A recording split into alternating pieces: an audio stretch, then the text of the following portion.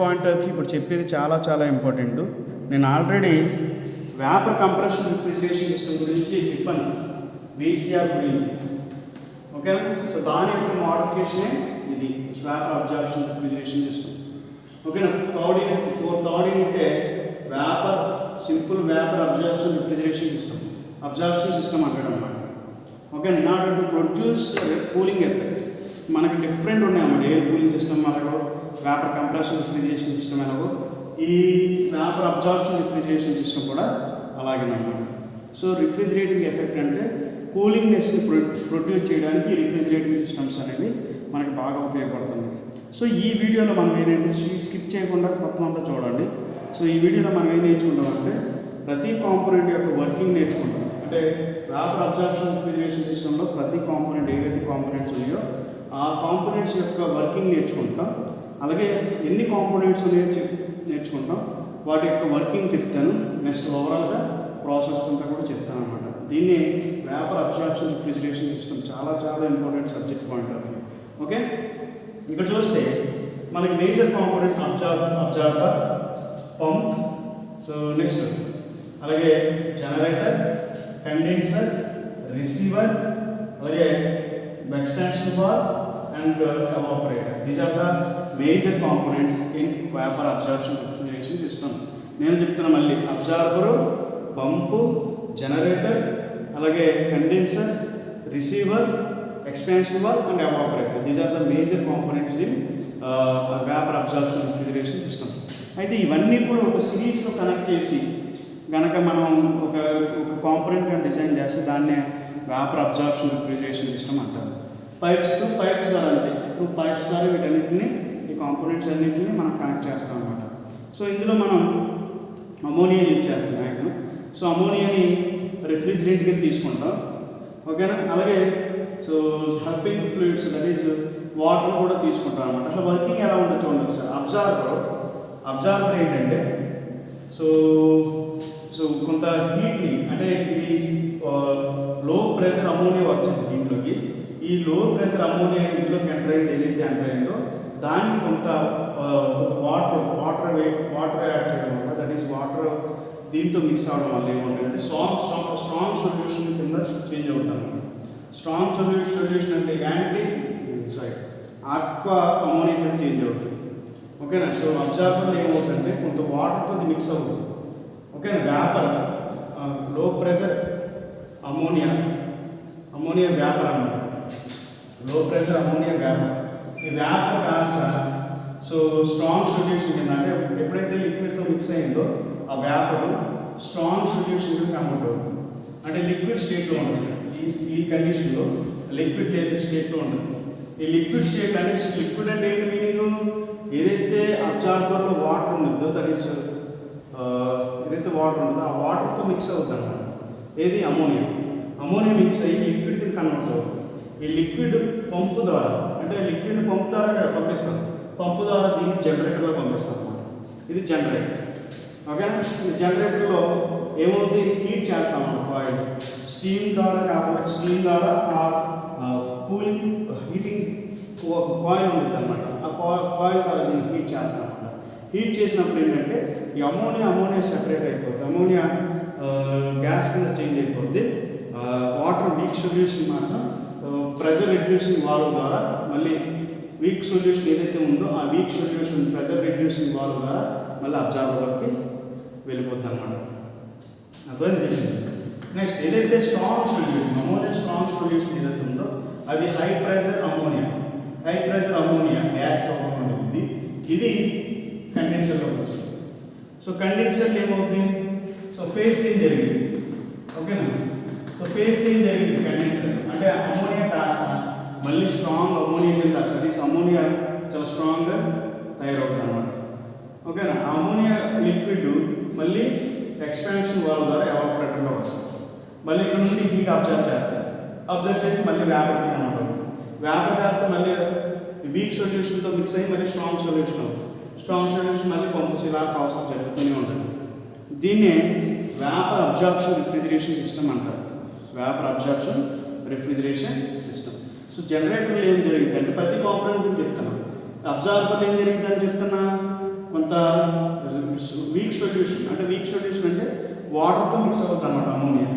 లో pressure ammonia gas ఏదైతే gas వచ్చిందో ఆ గ్యాస్ అమోనియా వాటర్తో మిక్స్ అవ్వడం వల్ల స్ట్రాంగ్ సొల్యూషన్ కన్వర్ట్ అవుతుంది. ఆ స్ట్రాంగ్ సొల్యూషన్ పంప్ ఏం చేస్తుందంటే పంపు పంపిస్తుంది జనరేటర్ ఏం చేస్తుంది, హీట్ అవుతుంది. హీట్ అవ్వడం వల్ల ఏమవుతుందంటే వాటర్ వీక్ సొల్యూషనే ఓకేనా, ammonia strong solution. So weak solution ఏదైతే ఉందో అది వీక్ సొల్యూషన్ అంటారు. Week solution through expansion valve ద్వారా అబ్జార్బర్లోకి వచ్చేసింది.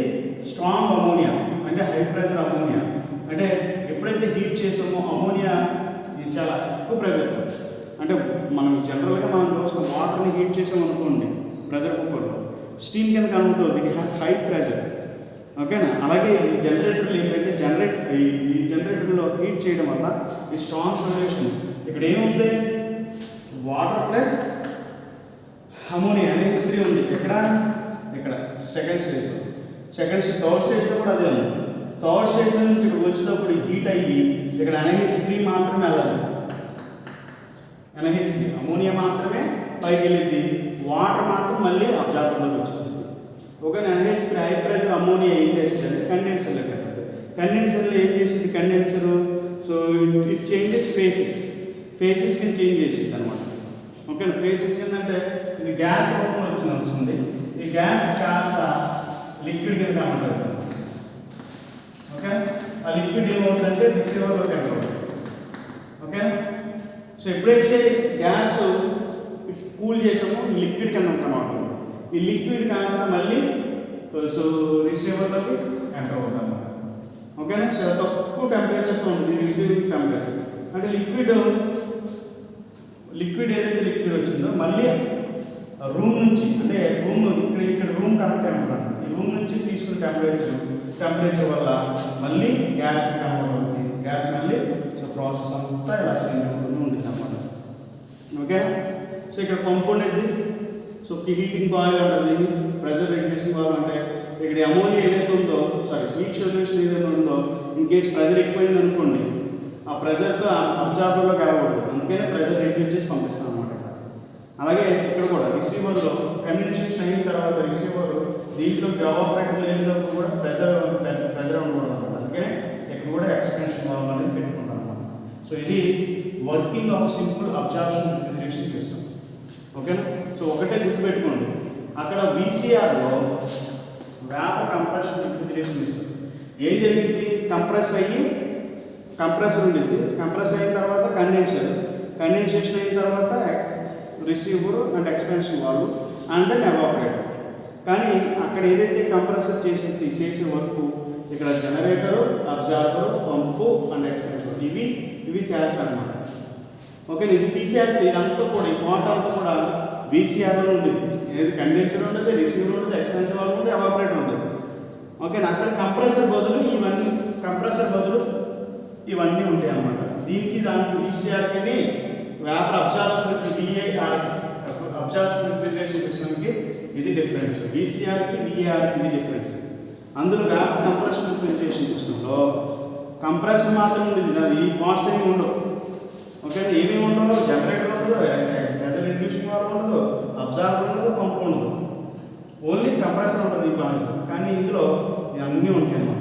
ఇది యొక్క వర్కింగ్ ఏంటి, అబ్జార్బర్ లో ప్రెషర్ అమోనియా ఏదైతే వచ్చిందో ఇక్కడ రూమ్ నుంచి టెంపరేచర్ తీసుకొని అమోనియా ఏమవుతుందంటే గ్యాస్ కింద ఫామ్ అయిపోతుంది. రూమ్ టెంపరేచర్ తీసుకోవడానికి రూమ్ అనుకోండి. ఓకేనా, సో గ్రాడ్యువల్గా దీని మీద ఎప్పుడైతే రూమ్ యొక్క టెంపరేచర్ తీసుకుందో ఆటోమేటిక్ గ్యాస్ కింద చేంజ్ అవుతుంది. ఈ గ్యాస్ కాస్త అబ్జార్బర్లోకి వస్తుంది. ఓకేనా, అబ్జార్బర్లో ఏంటి, mixed with some week solution అంటే వాటర్తోనూ దేనితోనూ మిక్స్ అవుతుంది. ఓకే, మిక్స్ అవుతే అప్పుడు స్ట్రాంగ్ సొల్యూషన్ కన్వర్ట్ అవుతుంది. ఆ గ్యాస్ కాస్త లిక్విడ్ కింద కన్వర్ట్ అయిపోతుంది. ఆ లిక్విడ్ త్రూ పంపు ద్వారా జనరేటర్లో పంపిస్తుంది. ఓకేనా, జనరేటర్లు ఏం చేస్తారంటే హీట్ చేస్తారు. ఇక్కడ ఏం చేసి కూల్ చేసి ఇక్కడ హీట్ చేస్తారు. హీట్ చేయడం వల్ల ఏమవుతుందంటే హీట్ సప్లైడ్ అన్నమాట. సో అందుకని నేను హీట్ సప్లైడ్ అని రాయడానికి ఒక హీట్ సప్లై చేస్తాను. అప్పుడు అమోనియా చేంజ్ అవుతుంది, వీక్ సొల్యూషన్ మళ్ళీ అబ్జార్బర్లోకి వచ్చింది. ఓకేనా, ఇక్కడ మీరు బాగా అబ్జర్వ్ చేయండి, ఇక్కడ చాలా హీట్ రియాక్షన్ ప్రాసెస్లు ఉన్నాయి, అలాగే సప్లై ప్రాసెస్ కూడా ఉంది. ఇది హీట్ రిజెక్షన్, అబ్జార్బర్లో హీట్ రియాక్షన్ చేస్తాం, అలాగే ఇక్కడ హీట్ సప్లై చేస్తాం, అలాగే ఇక్కడ హీట్ రియాక్షన్ చేస్తాం. ఓకేనా? అలాగే ఇక్కడ హీట్ అబ్జార్బ్ చేస్తాం హీట్ని ఫ్రమ్ రూమ్ నుంచి ఇక్కడ నుంచి అబ్జర్వ్ చేస్తాం అన్నమాట. అందుకని ఇది హీట్ అబ్జర్వర్ అయింది.